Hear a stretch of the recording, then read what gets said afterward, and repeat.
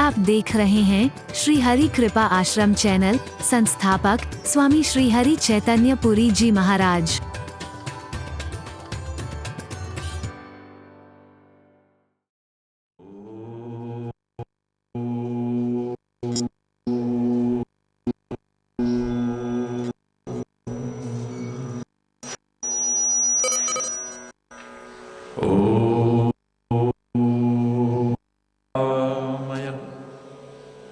सर्वे भद्राणि पश्यन्तु मा कश्चित् दुःखभाग् भवेत्। ॐ शान्ति शान्ति शान्ति।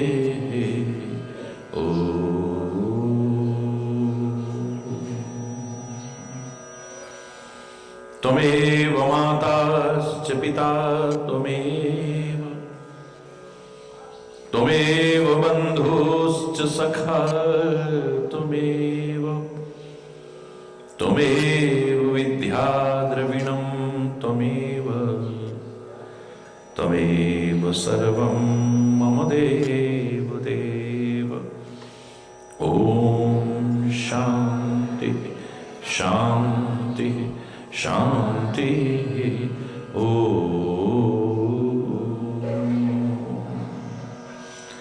ध्यानमूलं गुरुर्मूर्ते, पूजामूलं गुरुपदम्, मन्त्रमूलं गुरुर्वाक्यं, मोक्षमूलं गुरुकृपा। ॐ शान्ति शान्ति शान्ति।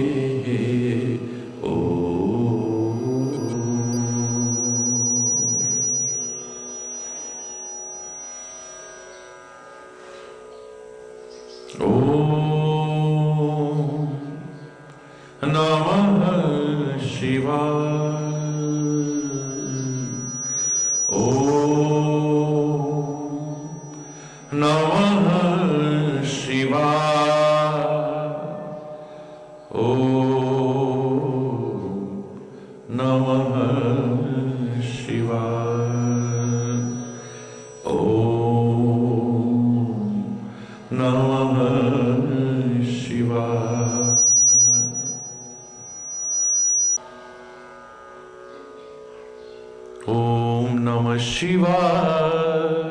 ॐ नमः शिवाय।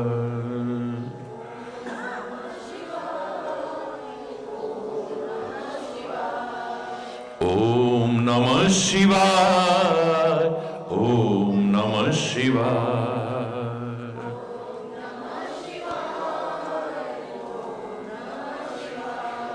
ॐ नमः शिवाय। ॐ नमः शिवाय। ॐ नमः शिवाय। ॐ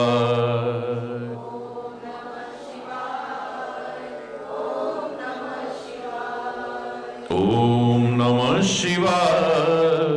ॐ नमः शिवाय।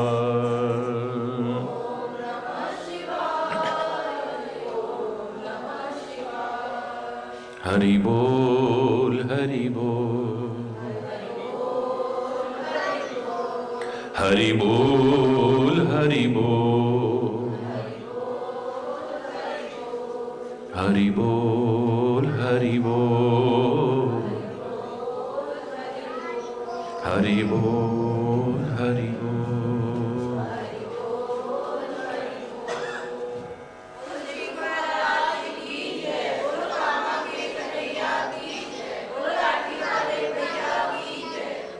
हरि बोल हरि बोल।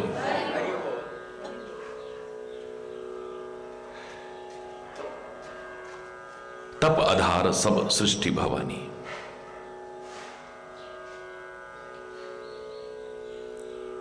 हे भवानी, सब कुछ तपस्या के आधार पर ही है, उसी पर टिका हुआ है। ब्रह्मा सारी सृष्टि उत्पन्न कर रहा है तप के प्रभाव से।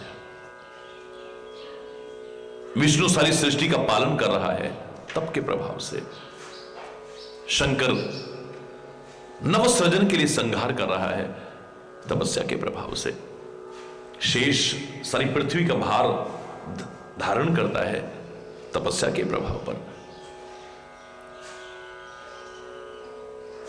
सूर्य तप रहा है तो लोगों को ठोकरों से बचा रहा है, प्रकाश दे रहा है, अंधकार से उबार रहा है। सागर का खारा पानी उपयोग में आने लायक नहीं था, लेकिन उसे भी सूर्य तपा करके, भाप बना करके, बादल बना करके, मीठा करके बरसाता है, तो जन जन के लिए उपयोगी बना देता है, बिना तप के नहीं। बहुत विस्तार से आप सुन चुके हैं।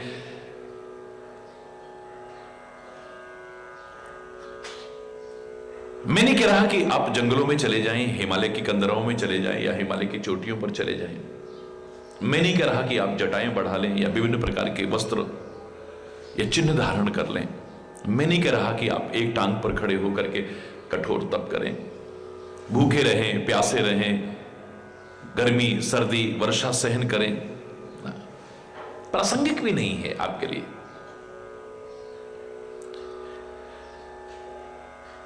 लौकिक कर्तव्यों का पालन करते हुए फिर भी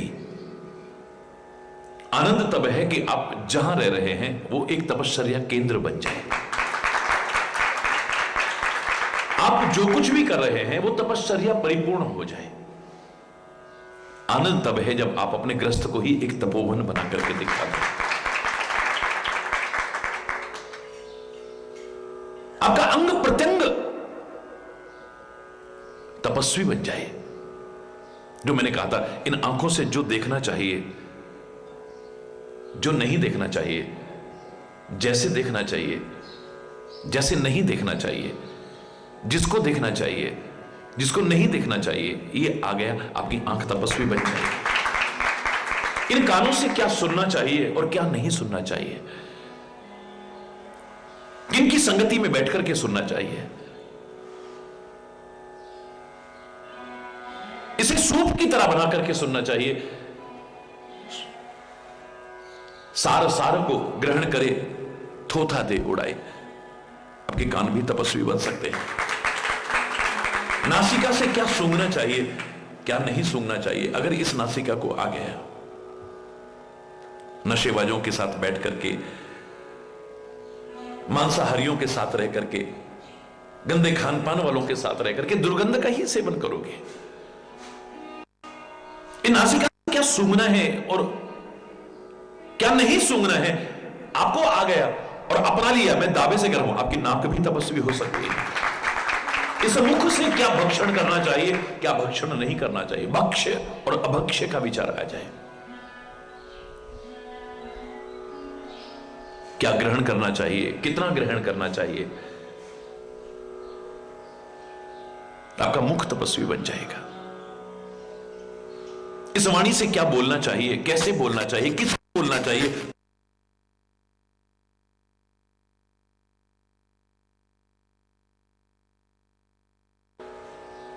ये सत्य बोले, लेकिन प्रिय सत्य बोले, और उससे भी कहीं श्रेष्ठ हितकारी बोले। इससे बड़ा तपस्वी कौन?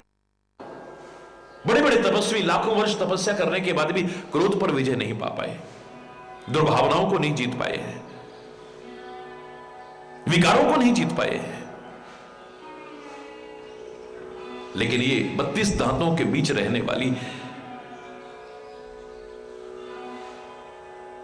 उनकी कठोरता को नहीं अपनाती है। परमात्मा ने बनाया ही इसे कोमल है। परमात्मा नहीं चाहते हैं, प्रकृति नहीं चाहती है कि हमारी वाणी में कठोरता आए, हमारे हृदय में कठोरता आए। इसलिए उसमें भी हड्डी नहीं दी है, जवान में भी हड्डी नहीं दी है, मस्तिष्क में भी हड्डी नहीं दी है। यानी चिंतन भी हमारा कोमल चिंतन हो, कठोरता परिपूर्ण चिंतन हो। कितनी बार ये जवान उन दांतों से कटती है, कितनी बार लहूलुहान होती है। लाखों वर्ष तपस्या करने वाले लोगों के मन में दुर्भावनाएं आ जाती होंगी, विरोध आ जाता होगा, बदले की भावना आती होगी, लेकिन धन्य है ये जवान, इसके अंदर वो शक्ति और सामर्थ्य है कि बदला ले सकती है। ये जिन दांतों ने इसे काटा है ना, ये कुछ ऐसा बोलेगी कि दांत तोड़वा देगी। लेकिन नहीं, जिन दांतों से कटती है, लहूलुहान होती है, उन दांतों में जरा सा दर्द होने लगे, सबसे पहले सैलानी यही पहुंचती है। आप उपचार बाद में करते हैं। उन्हीं दांतों में कोई कण फंस जाए, तिनका फंस जाए, दुर्गंध ना पैदा हो जाए, सड़न पैदा ना हो जाए, सबसे पहले यही उसे निकालने की कोई, और जब तक न निकल जाए इसे चैन नहीं मिलता है।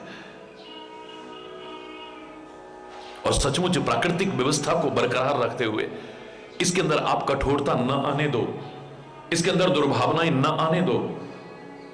मैं दावे से कह रहा हूं, आपकी जिह्वा भी तपस्वी बन सकती है। इससे बड़ा तपस्वी मुझे नजर भी नहीं आया है। बस इसकी तपस्या को भंग नहीं होने देना है।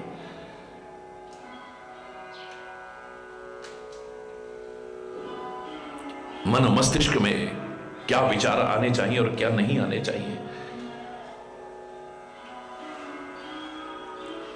अगर ये आ गया, आपका मन, आपका मस्तिष्क भी तपस्वी बन जाएगा।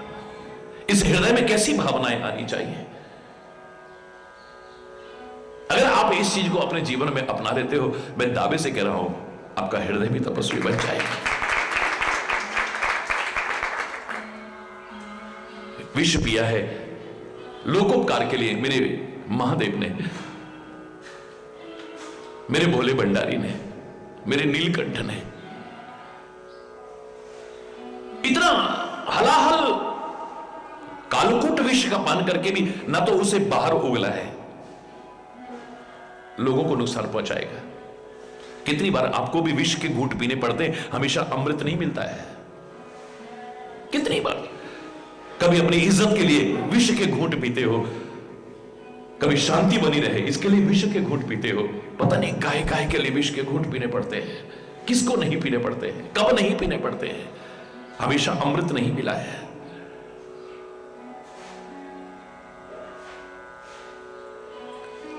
लेकिन उस विष को न तो बाहर उगला है, किसी को पीड़ा ना पहुंच जाए।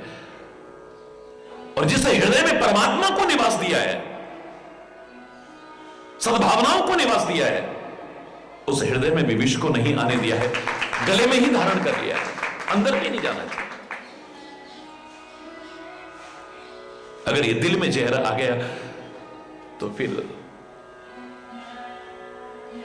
करी बोलना, इन हाथों से क्या करना चाहिए, क्या नहीं करना चाहिए।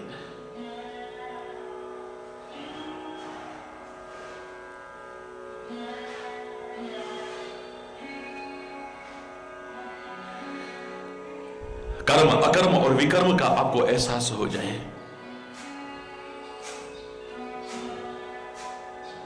वही हाथ हैं अभयता भी देते हैं, वही हाथ हैं क्रोध का प्रदर्शन भी करते हैं,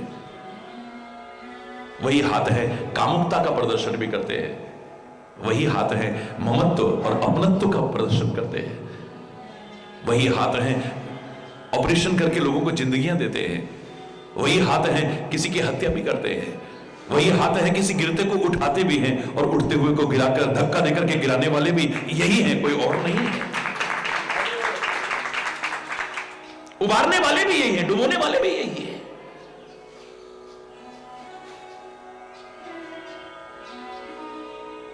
अगर इनको आ जाइए, हाथ आपके तपस्वी हो सकते हैं। इन पैरों से कहां चल करके जाना चाहिए और कहां चल करके नहीं जाना चाहिए, किन के पास चल के जाना चाहिए, किन के पास चल के नहीं जाना चाहिए।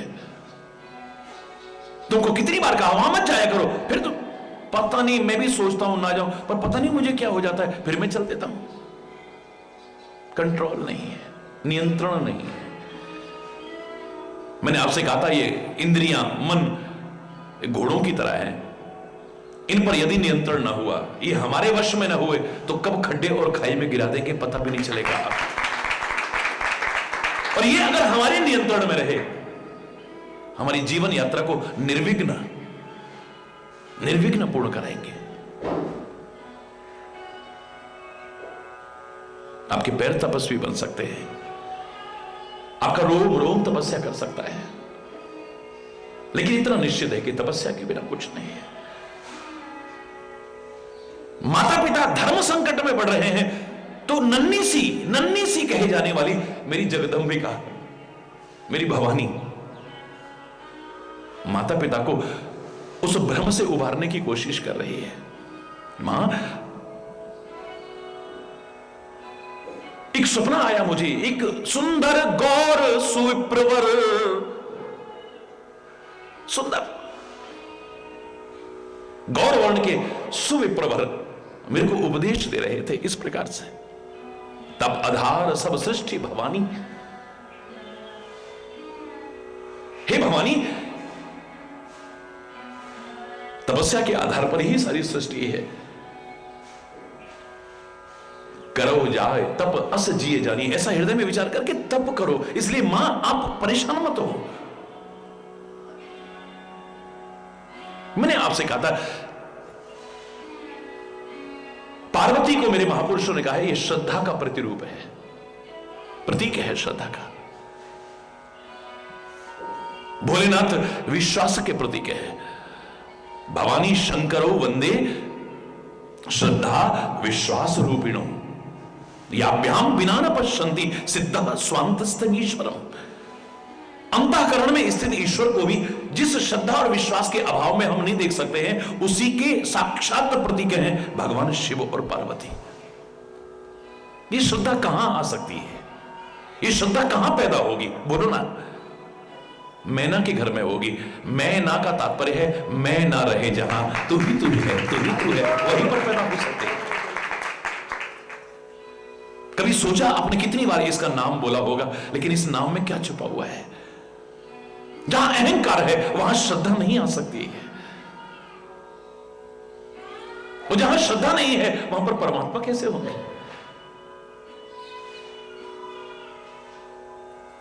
और श्रद्धा भी कैसी होनी चाहिए, विश्वास भी कैसा होना चाहिए?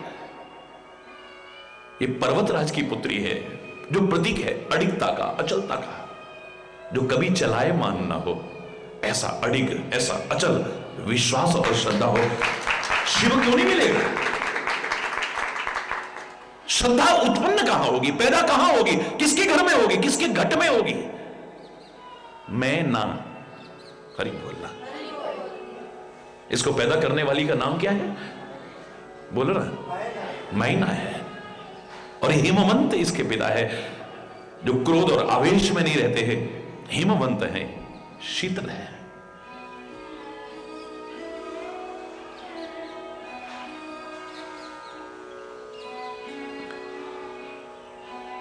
परमात्मा का साक्षात विभूति योग में भगवान कृष्ण कहते हैं, पर्वता नाम हिमालय में, पर्वतों में हिमालय में स्वयं हूं। पवित्रता है वहां, शुचिता है वहां, अडिगता है, अचलता है वहां।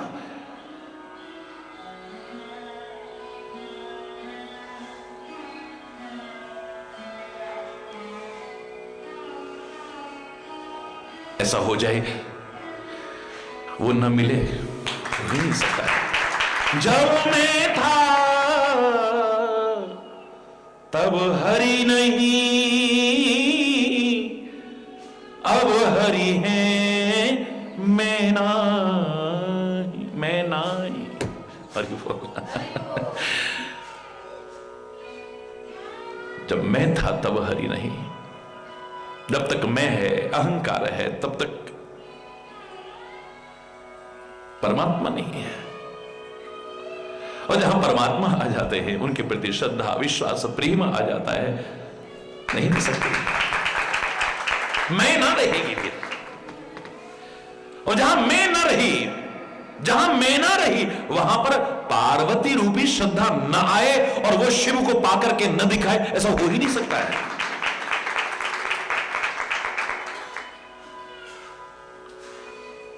लक्ष्य भी होना चाहिए जीवन में। मैंने आपसे कहा था, लक्ष्य विहीन मानव जस्ट लाइक ए पेंडुलम है, घड़ी के पेंडुलम की तरह है। जब तक चाबी है, हिलता है, डुलता है, एक कदम भी आगे नहीं बढ़ता है।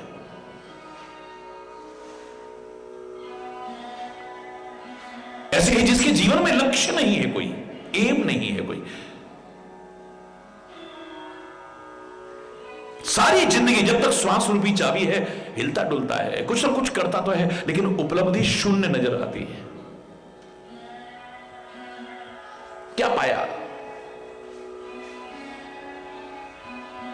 जीवन तो कुछ करते ही बीता, फिर भी कुछ भी कर ना सके हम। सारी जिंदगी कुछ ना कुछ किया तो है, लेकिन कुछ भी लगता है सब कुछ करके भी कुछ नहीं किया है, कुछ नहीं किया है।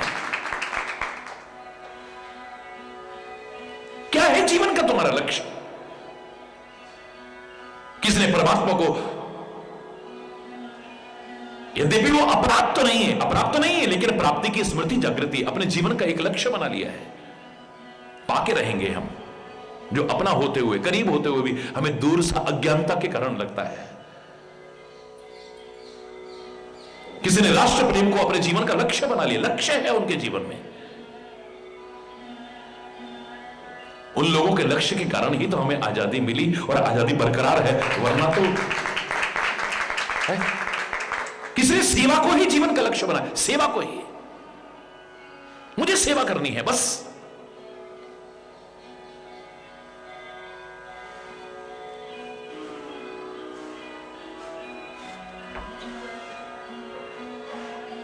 मुझे इस क्षेत्र में आगे बढ़ना है, मुझे इस क्षेत्र में आगे बढ़ना है, मुझे इस, हमारे जीवन का तो कोई लक्ष्य ही नहीं है। लक्ष्य निर्धारण हो, मार्गदर्शक के कहे अनुसार चले। यहां अगर मार्गदर्शक कृपा करके पधारे हैं देवराज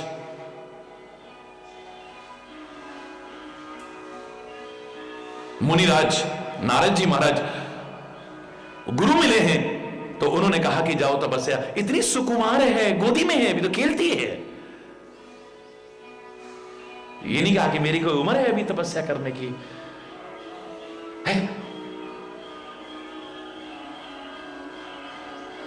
फिर उन्होंने जो मार्गदर्शन दिया है उस पर चलने की कोशिश हो।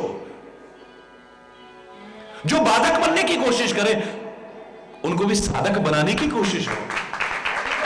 बहाने ना खोजे, उस पर आगे बढ़ने, न बढ़ने के बहाने ना खोजे, उस पर बढ़ने के बहाने खोजे। माता रो रही है, बिलख रही है,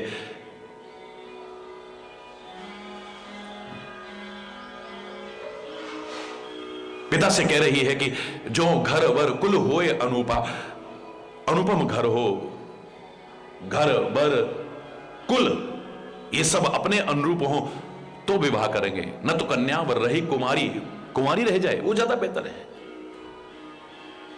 ये जो शिव के बारे में बता रहे हैं, मुझे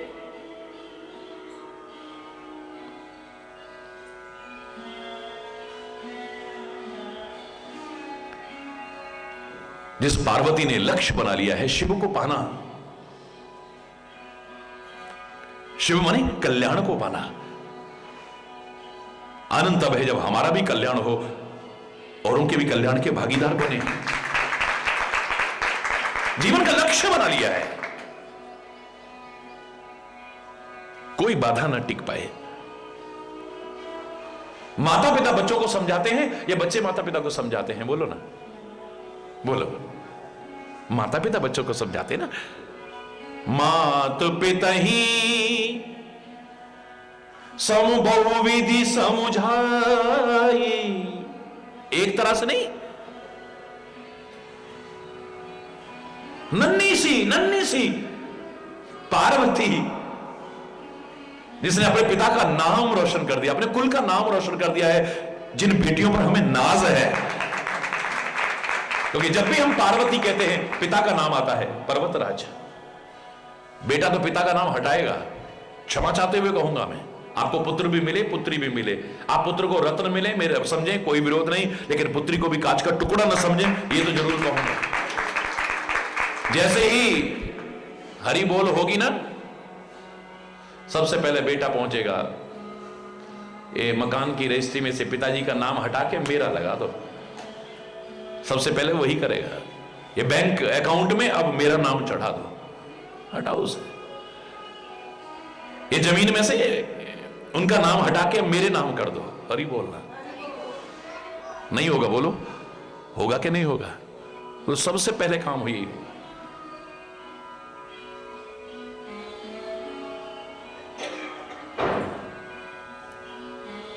ये चाबियां भी मेरे को दे दो, ये भी मेरे को दे दो, अब ये भी मेरे को दे दो, ये मेरे नाम हो जाए, मेरे नाम। पहला प्रयास यही होगा। हम इस भ्रम को पालते हैं कि हमें हमारा नाम आगे तक चलेगा। तुमने अपने बड़ों का कितना नाम चलाया है, विचार करो जरा। अपने दादा, अपने परदादा, उनके दादा परदादाओं का कितना नाम आपने चलाया है, मुझे बताओ। ऐसा आपने क्या किया है जिससे उनका नाम चलता रहे? तो तुम क्यों भ्रम पालते हो कि तुम्हारा नाम आगे चलाया जाएगा? हरि बोलना, हरि बोलना, जोर से बोल रहा है। धन्य है ऐसी औलाद, धन्य है। और धन्य है ऐसे लोग जो अपने लक्ष्य निर्धारण के बाद गुरु के बताए मार्ग पर चलते हुए अपने लक्ष्य को पाने के लिए सतत प्रयत्नशील रहते हैं। सफलता उनके कदम चूमती है एक दिन।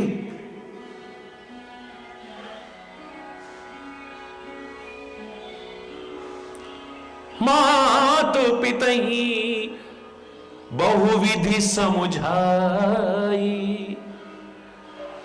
चली उमा तप हेत हर्षाई, चली उमा तप हित हर्षाई। माता पिता को बहुत प्रकार से समझा के, यानी काफी देर तक समझ में नहीं आई होगी बात। इस तरीके से भी समझाया, इस तरीके से भी समझाया, इस तरीके से समझाया, यानी मुझे जो पाना है उसमें कोई बाधक न बन सके। हरि बोल। और माता पिता की उनकी इच्छा के बिना भी आगे नहीं बढ़ना है, उनको साधक बना करके तब उस ओर चलने की कोशिश करते हैं। बहुत तरह से समझा करके अब उमा तप हेतु प्रस्थान करती है। लेकिन जब प्रस्थान करती है, एक शब्द लिखना नहीं बोले हैं तुलसी, तप हित हर्ष।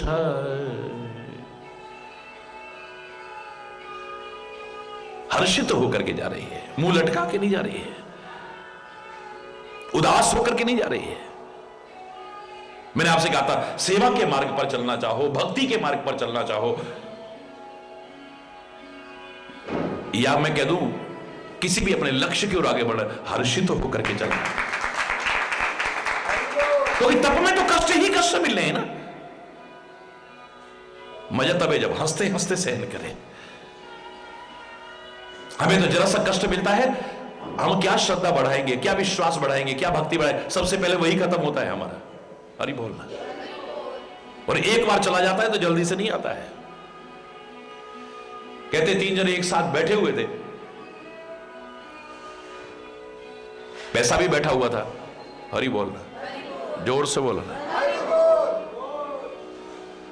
विद्या भी बैठी हुई थी और विश्वास बैठा, 3 जने इकट्ठे बैठे हुए थे। उनका भाई हमेशा तो हम एक साथ नहीं रह सकते हैं, अगर कभी अलग हुए तो तू कहां जाएगा बता। पैसा बोला, जो मेहनत करेंगे या जो धनाढ्य लोग हैं मैं उनके पास चला जाऊंगा। विद्या तू कहां जाएगी? बोले मैं शिक्षा के जो केंद्र हैं, विद्यालय हैं, या जो विद्यार्थी हैं उनके जीवन में प्रवेश कर जाऊंगी। विश्वास तू कहां जाएगा? विश्वास चुप।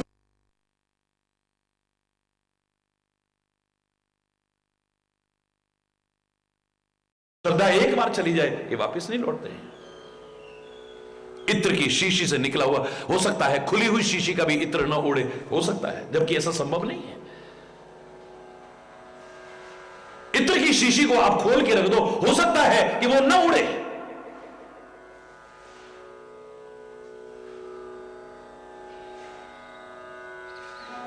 जवान बहन बेटियां बहुए हमारी जहां तहां घूमती रहे, जहां तहां घूमती रहे, हो सकता है पथभ्रष्ट न हो सकता है, नहीं तो होंगी जरूर,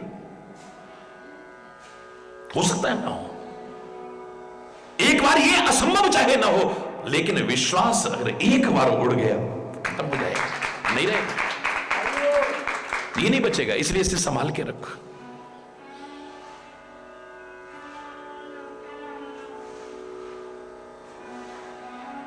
हर्षित होकर के आगे बढ़ो।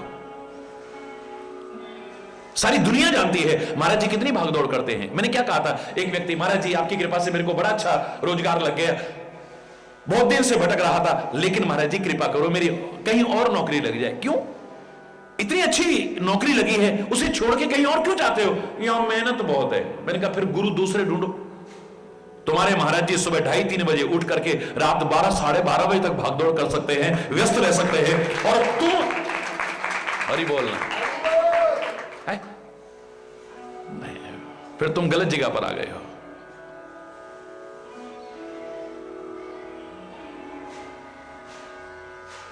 किन महापुरुषों की शरण में, उनको जीवन को अपनाओ ना। हमारा तो उल्टा है। महापुरुष सारा जीवन मेहनत करते रहे इस समाज के लिए, इस धर्म के लिए, संस्कृति के लिए। रहते वो हमेशा हैं, लेकिन शरीर से जब नहीं रहे, सबसे पहला काम हमारा क्या होगा? इनके नाम की छुट्टी दे दो हमको। महावीर स्वामी के नाम की छुट्टी चाहिए, महात्मा बुद्धि के नाम की छुट्टी चाहिए, गुरु नानक नाम की छुट्टी चाहिए, गुरु गोविंद सिंह जी महाराज के नाम की छुट्टी चाहिए, कृष्ण जन्माष्टमी की छुट्टी चाहिए, रामनवमी की छुट्टी चाहिए, फलाने उसकी छुट्टी चाहिए। 60-65 तो रविवार और त्योहार हो जाते हैं। मुझे लगता है किसी दिन 300 महापुरुष हो गए तो दुनिया में सारे खाली ही बैठा करेंगे, काम कुछ नहीं करेंगे। ये क्या हुआ? जिन्होंने सारी जिंदगी मेहनत की, आप उनके नाम की छुट्टी चाहते हो? हरि चैतन्य सारी जिंदगी लगातार ईश्वर की कृपा से, अभिमान से नहीं कह रहा हूं, इतनी भागदौड़ करे, कल को तुम उसके नाम की छुट्टी चाहो? हरि बोलना, हर्षित होकर के करो। कष्ट भी हम सहर्ष स्वीकार करने को तैयार हो, क्योंकि कष्ट बुरे कर्मों के कारण नहीं आ रहे हैं।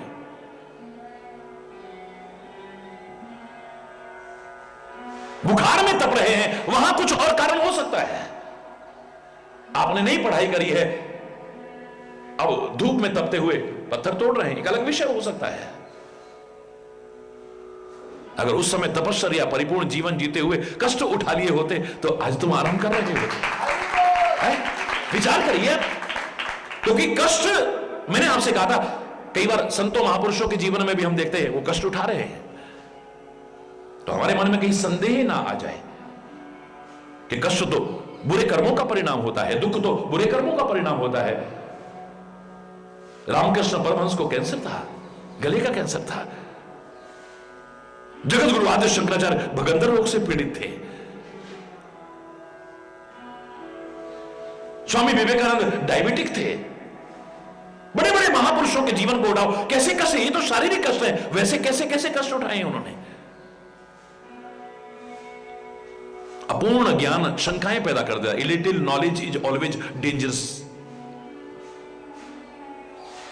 अधूरा जानते हैं हमने खाली इतना ही सुना है कि कष्ट और दुख तो बुरे कर्मों के कारण आते हैं। नहीं नहीं नहीं नहीं, बुरे कर्मों के कारण आते हैं, बिल्कुल ठीक है, लेकिन किसी को भी जब कष्ट में देखो, दुख उठाते देखो, तो एकदम से निर्णय मत कर लेना। मैंने तो 3 प्रकार के लोग देखे हैं। एक अपने बुरे कर्मों के कारण कष्ट उठाते हैं, गलतियों के कारण कष्ट उठाते हैं। एक दूसरों को सुख पहुंचाने के लिए कष्ट उठाते हैं, दूसरों को सुख पहुंचाने के लिए कष्ट उठाते हैं। एक तीसरा और देखा है मैंने, जो ना बुरे कर्मों के कारण कष्ट उठा रहा है, ना औरों को सुख पहुंचाने के लिए कष्ट उठा रहा है, हां कुछ बनने के लिए कष्ट उठाता है, कुछ पाने के लिए कष्ट उठाता है, कि मुकाम हासिल करने के लिए कष्ट उठाता है, अपने व्यक्तित्व के निखार के लिए कष्ट उठाता है, कुछ पाने के लिए, कुछ बनने के लिए, एक उदाहरण स्थापित करने के लिए कष्ट उठाता है, अपने जीवन को सार्थक करने के लिए कष्ट उठाता है। मिटा दे अपनी हस्ती को, शायर ने गलत नहीं कहा था, मिटा दे अपनी हस्ती को, अगर कुछ मर्तबा चाहे कि दाना खाक में मिलकर गुलजार होता है। एक बीज जब मिट्टी में मिल जाता है, मिट्टी हो जाता है, तब अंकुरित होता है, पौधा बनता है, फूल आते हैं, पेड़ बनता है, फल आते हैं, छाया आती है, अन्न बनता है, धान बनता है। सजा के रखा गया होता बीज तो नहीं, मिट्टी में मिलकर के मिट्टी हो जाता है, तब उसके व्यक्तित्व का निखार होता है। आप भी बच्चों से कहते हो, बेटा आज कष्ट उठा लोगे तो कल को ऐश करोगे, आज मस्ती करोगे तो कल को हरि बोलता। लेकिन ये जो कष्ट उठाना है, तप हेतु।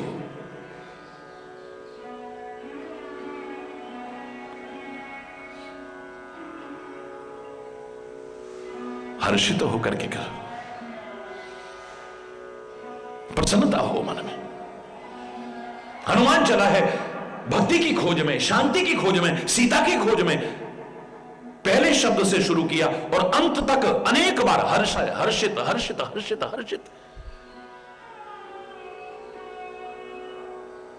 अस कही नाये सबन कहूं माथा, अस कही नाये सवन कहूं माथा, चले हर्षी ही धरी रघुनाथा, चले हर्षी ही धरी रघुनाथा। हर्षित होकर के जा रहे हैं, वरना इतनी मेहनत मजाक है कोई? और इतनी मेहनत के बाद थकावट ना हो? इतनी मेहनत के बाद हनुमान जी को थकावट कितनी हुई है बताओ?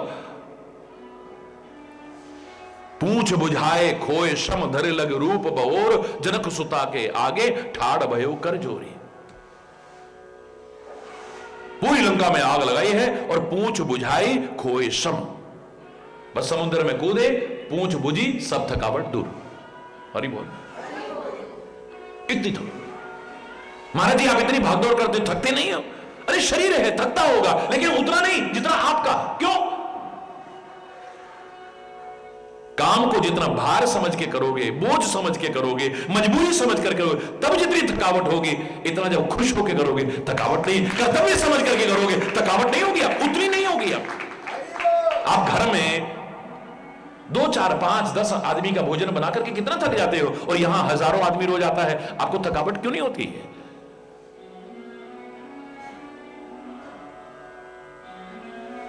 अभी भोजन का काम निपटा और एक व्यक्ति आ गया और पति ने कहा जा इसके लिए चाय बना, अभी आना था, अभी तो सारा काम करके हटी हूं मैं, अभी तो हाथ में सुबह से लगी हुई थी, अब फिर चाय। एक चाय बनाना भारी पड़ रहा है आपको, मुसीबत लग रहा है। क्यों? क्योंकि आपको भार लग रहा है। किसी कार्य को जब भार समझ के करते हो तब जितनी थकावट होती है, आज तो मैं थक गई, बस मैंने बिल्कुल भोजन का काम निपटाया, फिर ऊपर वो आ गए, उनके लिए चाय वाय करा, फिर शाम की तैयारी, ये करा वो करा, ले। और यहां मैं कहता हूं बेटा अब आराम कर लो, थक गए होगे, बेटा अब आराम कर लो, थक गए होगे, बेटा अब आराम कर लो, थक गए होगे। नहीं नहीं महाराज जी, नहीं नहीं महाराज जी, नहीं नहीं। क्यों? सारा दिन भाग भाग करके भी आपको क्यों नहीं होती थकावट? सारा दिन सब लोगों को इतनी सेवा करके भी क्यों नहीं होती थकावट?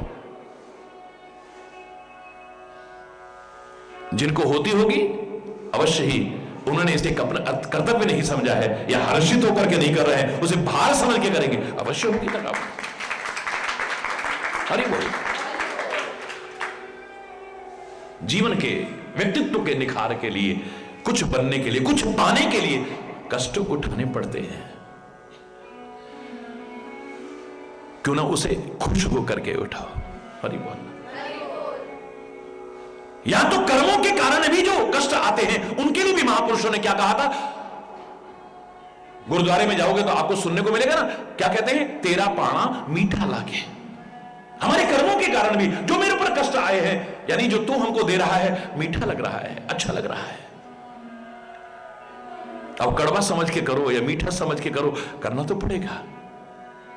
खुश होकर के झेलो या रोते रोते झेलो, जो किस्मत में लिखा है अपने कर्मों के कारण, उसे झेलना तो पड़ेगा। क्यों ना खुश होकर के झेलो, प्रसन्न होकर के करो ना। जब मालूम है मुझे ये काम करना है, मेरे जीवन का ये लक्ष्य है, क्यों ना खुश होकर के करो उसे।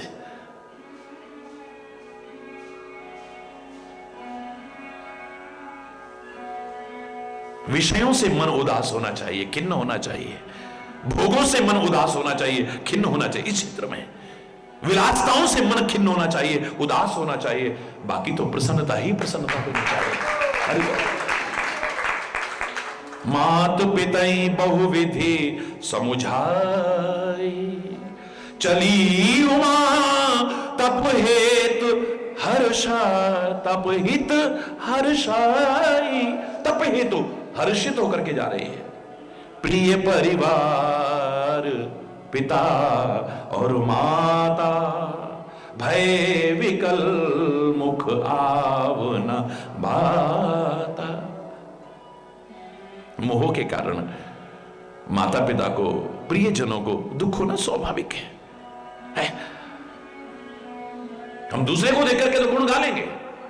मैं जब पूरे भारत की पदयात्रा कर रहा था तो शरीर की अवस्था तो बहुत कम थी, मात्र 21.5 वर्ष की अवस्था है।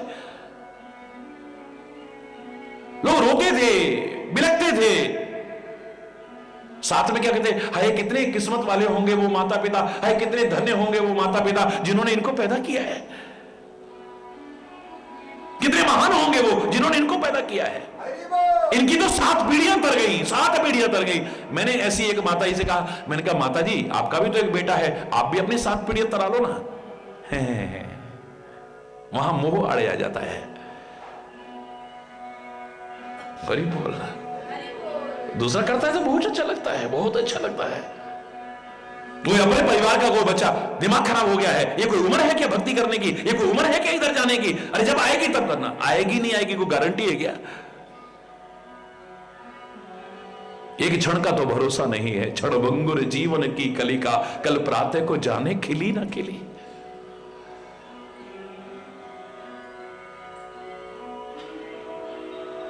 एक क्षण का भरोसा नहीं है।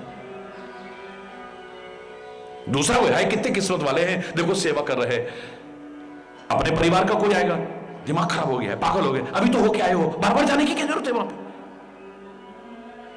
हरि बोल।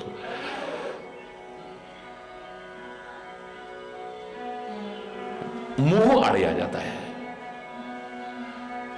मात पितई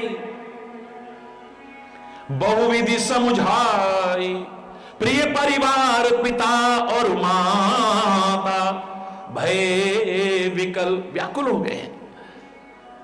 मुख आव न बाता, मुंह से बात नहीं आ रही है। वेद शिरा मुनि आए तब सब ही कहे सब। वेद शिरा नाम के मुनि आए और उन्होंने सबको समझाया। पार्वती महिमा, पार्वती की महिमा बताई। इसको आप खाली अपनी बेटी मत समझो,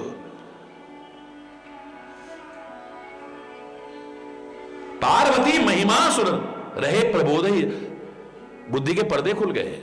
उन्होंने इतने ढंग से समझाया, बोले ये खाली आपकी बेटी नहीं है, ये तो सारे संसार की मां है, ये तो जगदम्बा है, ये जगत माता है। ये आप मोह मत करो।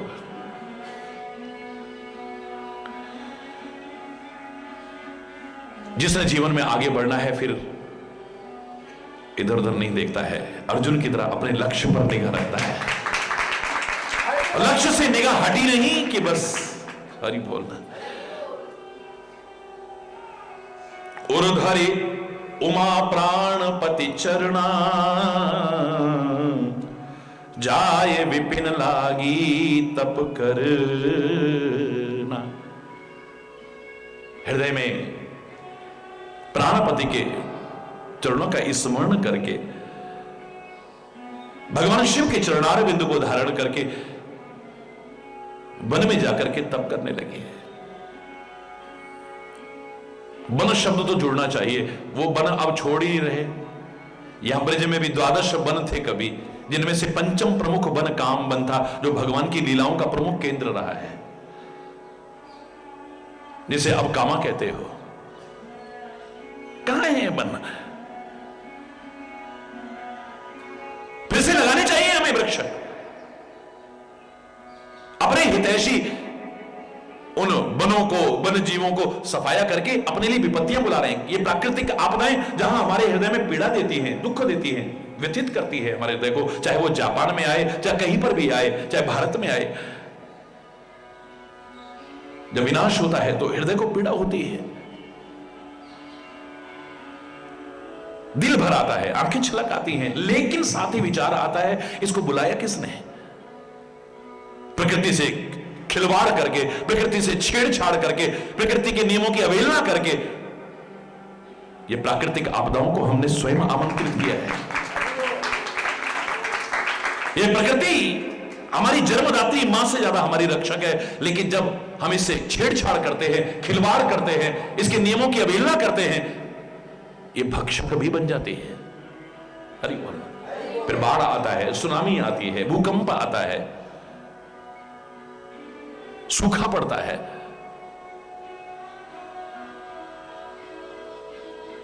आज के मानव की क्या स्थिति हो गई है? ऐसे ऐसे नाटकबाज देखे हैं जो बड़े समाज सेवक कहलाते हैं, प्रकृति प्रेमी कहलाते हैं, करेंगे क्या? पहले पेड़ों को कटवाएंगे। हरि बोलना। देखिए कितना नाटक है आदमी का। पेड़ कटवाएंगे, उसे बेचेंगे और उन पेड़ों से फिर जाकर के पेपर बनेगा। क्या बनेगा? कागज बनता है। और जब कागज बना उस पर लिख लिख करके जगह जगह टाकेंगे save trees, save trees, save trees. पेड़ों की रक्षा करो, पेड़ों की रक्षा करो। किस पेपर पे लिख रहे हैं? जिन पेड़ों को काट के बना। हरि बोल। इतना क्या है ये? हरि बोल। तपस्या करना प्रारंभ कर दिया है। हां, जो भी काम करो एक तो प्रसन्न होकर के करो और परमात्मा का हृदय से स्मरण करके करो। सफलता के लिए ये बहुत आवश्यक है, मात्र प्रयास नहीं। कितनी मेहनत की है। हिरोशिमा कांड के बाद में जापान ने कुछ समय में ही कहां से कहां पहुंच करके दिखा दिया, लेकिन सब साफ हो गया। मेहनत ही सब कुछ नहीं है। मेहनत होनी चाहिए, बड़ी अच्छी बात है, लेकिन साथ में उस परम सत्ता का स्मरण हो, वो रक्षक भी बनेगा तुम्हारा। वरना सारी मेहनत एक सेकंड में बालू के महल की तरह ढह जाता है। बालू के महल की तरह कहां गया वो सारा? श्रम करो लेकिन साथ में श्रद्धा भी रखो। श्रद्धा रखो जगत के लोगों, अपने दीनानाथ पर। लाभ हानि जीवन और मृत्यु सब कुछ उसके हाथ पर। उसके हाथ में है। करतार कहते हैं सारी सृष्टि की, उसके हाथ में कर में तार है। सौंप करके चलो, देखो आप क्या मिलता है। सारी जिंदगी जुटा जुटा के भी क्या करा? एक सेकंड में वो भी गया, खुद भी गए।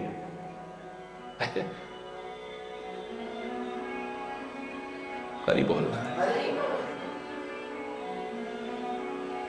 रात दिन असुरक्षा की भावना में जीने वालों,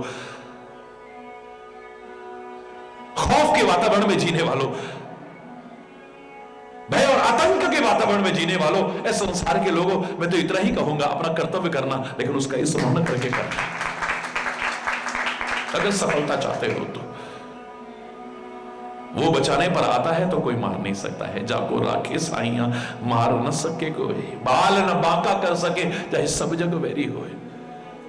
उस सुनामी की भयानक लहरें सब कुछ नील गई होंगी, लेकिन आप देख रहे हैं अब कितने कितने लोग कई दिन बाद जीवित निकल रहे हैं उन थपेड़ों को खा करके भी।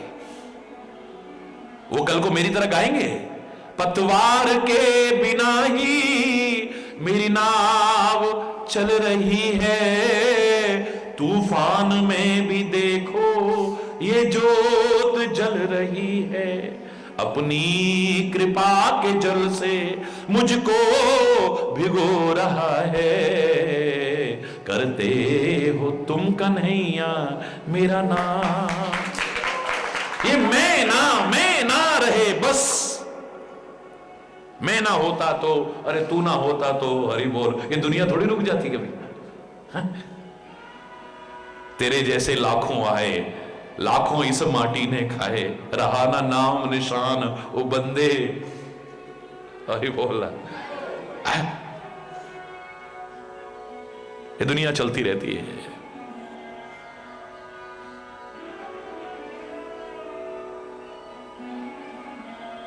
सब कुछ करने के बाद भी कहो उसकी कृपा से हो रहा है, उसकी कृपा से हो रहा है।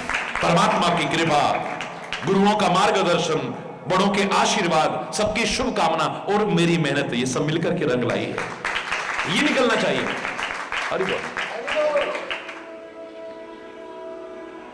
अति सुकुमार न तन तप जोगु, पति पर सुमिर तजु सब भोग। अत्यंत सुकुमार शरीर है, तपस्या के लायक नहीं है, तपस्या के लायक नहीं है शरीर। लेकिन अपने लक्ष्य को याद करके, अपने पति को याद, भगवान शिव को याद करके, उनका स्मरण करते हुए सब भोग विलास सुख सुविधाओं सबको तिलांजलि दे दी है।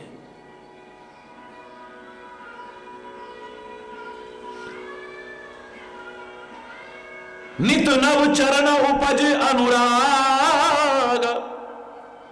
और आदमी टिका कब रह सकता है, कब टिका रह सकता है?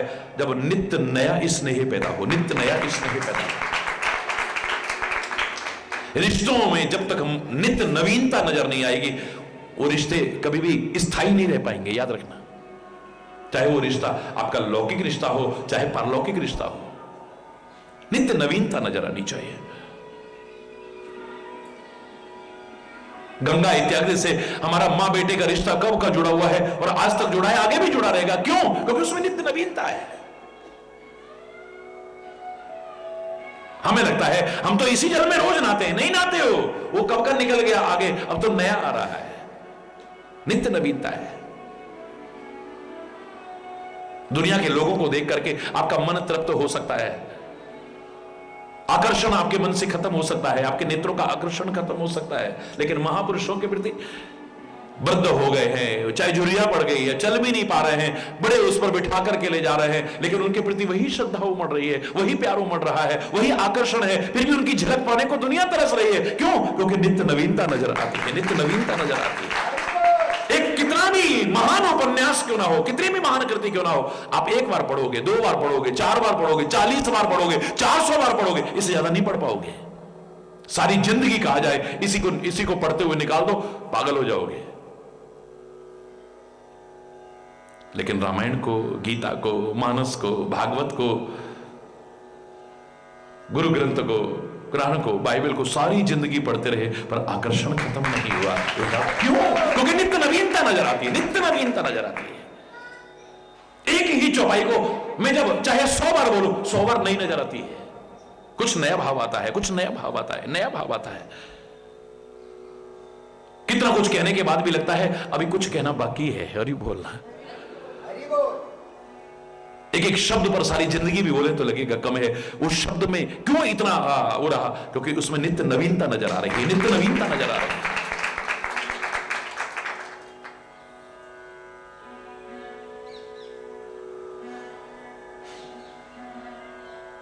नित्य नव चरण उपज अनुरागा, विसरी देह तपहि मन लागा।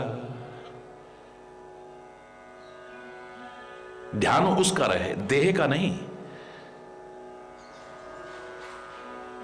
कैसे रह लेते थे वो, भूखे प्यासे, ऐसे शरीर की तरफ ध्यान ही नहीं है, ध्यान तो कहीं और लगा हुआ है ना।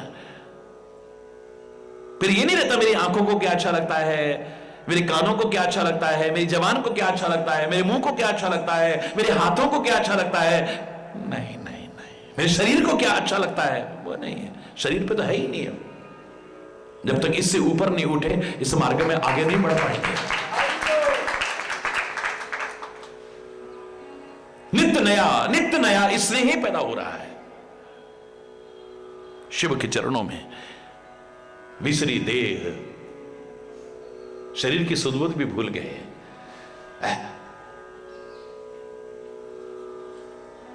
हम कह रहे पैर में एक कांटा चुभता है, कितना दर्द होता है, बोलो। कहावत तक बना दी है हमने, जाके पांव न फटी बिवाई, सोखा जाने पीर पड़ाई। पैर की बिवाई फट जाए, उसमें कितना दर्द होता है। एक जाके कांटा लगे, वो ही जाने जिसको कांटा लगता है ना, उसके में क्या दर्द होता है, उसी को तुम क्या समझोगे। अरे एक कांटा तो क्या, सारे शरीर को काट काट करके टुकड़े टुकड़े कर दिया, फिर भी वंदे मातरम निकल रहा है, फिर भी वंदे भारत माता की जयकार निकल रही है। उन शहीदों के इतने कष्ट कैसे उठा लिए उन्होंने, एक बार उफ नहीं करी है। कई शहीदों के जीवन को आप उठा के देखिए, मुगलों ने उनके साथ क्या क्या नहीं किया है। हाथों को काट रहे हैं, पैरों को काट रहे हैं, उनकी आंखों को निकाल रहे हैं, टुकड़े टुकड़े करके मार रहे हैं।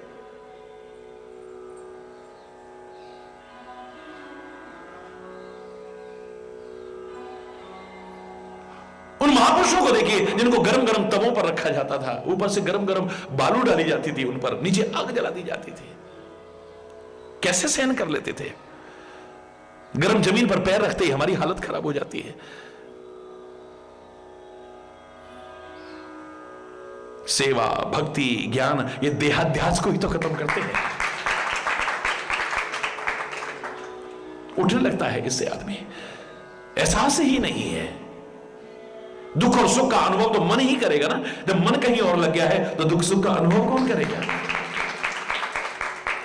जब मन कहीं लगा ही नहीं है, किसी को दिया ही नहीं है, फिर तो हमारा भी तो मन करता है ना, हमारा भी तो मन करता है ना, तुम यही जिंदगी भर कहते रहोगे। और तुम्हारे मन के अनुकूल नहीं होगा, तुम्हारा चेहरा लटका रहेगा कहीं भी रह करके भी। आपके हृदय में प्रसन्नता आएगी नहीं। वो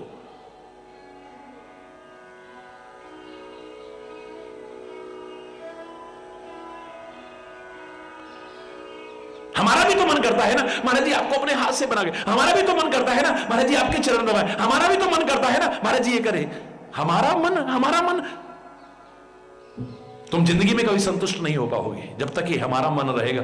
मन उधर हो गया तभी इस मार्ग में आगे बढ़ पाओगे। कभी जिंदगी में आपको जितना मिलता जाए, जितना भी मिलता जाए, हरि बोल, हरि बोल, जोर से। मन करता है, मन करता है, मन करता है। अमन का तात्पर्य है मन रहित तो होना। अमन माने शांति, जीवन में शांति, मन रहित है। उसको अमन जब व्यक्ति हो जाएगा, अमन ही अमन है, चैन ही चैन है, सुकून ही सुकून है। तो मन तो जिसकी अमानत है उसे सौंपो। याद करो मैंने क्या कहा था, महाराज जी मेरा मन बड़ा बेचैन रहता है। मैंने कहा वो तो रहेगा। क्या कह रहे हो महाराज जी, हम तो आशीर्वाद लेने आए, आप उल्टा हमको ऐसा कह रहे हो। मैंने कहा मैंने बिल्कुल ठीक कहा है। आपने कहा मेरा मन बड़ा बेचैन रहता है, ये जब तक मेरा है तभी तक बेचैन है, जिस दिन तेरा हो जाएगा बेचैनी खत्म हो जाएगी। ये मन तेरे लिए है ही नहीं। मन जिसकी अमानत है उसको सौंपो ना। जब तक नहीं सौंपोगे तब तक चैन नहीं है, सुकून नहीं है, शांति नहीं है। नित्य नया प्यार नहीं पैदा हो सकता है, कब छिटक जाएगा पता भी नहीं चलेगा। नित्य नव चरण उपज अनु, नित्य नया चरणों में प्यार पैदा हो रहा है। क्यों? बिसरी देह, शरीर की सुधबुद्ध नहीं है। तप ही मन लागा, मन अपने लक्ष्य में लग गया है।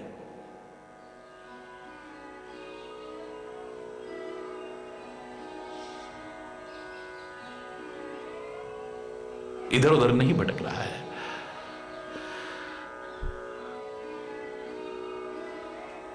नित्य नवीनता, नित्य नवीनता, नित्य नवीनता है। फिर न भूख है, न प्यास है, न है। बच्चों का मन पढ़ाई में लग गया, देख लो ना घूमने को मन कर रहा है, हर एक का मन कर रहा होगा। टीवी पर क्या प्रोग्राम आ रहा है उनको कोई मतलब नहीं। दुनिया पागल हो रही होगी, क्रिकेट आ रहा है, क्रिकेट, उनको कोई लेना नहीं। मम प्लीज बेटा 2 मिनट तो, अब सारा दिन पढ़ते हो गए, एग्जाम मेरे सिर पर मैं कैसे बताऊं। नहीं बेटा ऐसे तो बहुत हो गया, सारा दिन पढ़ते, थोड़ी देर तो आप भी। उसका मन नहीं है, मन क्योंकि लग चुका है कहीं।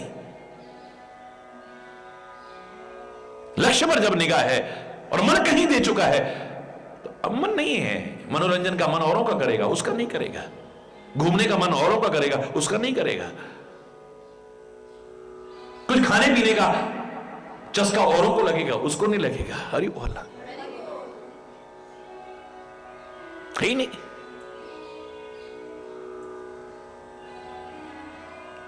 शरीर की तो सुधबुद्धि ही नहीं है, है?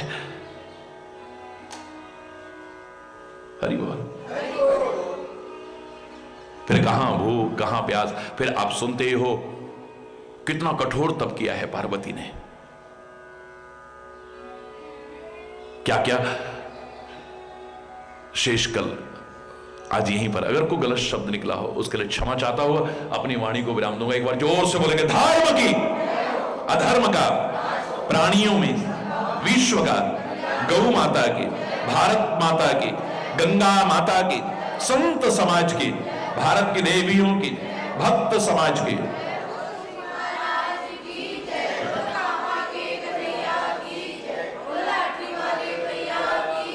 बोल वृंदावन बिहारी लाल की जय।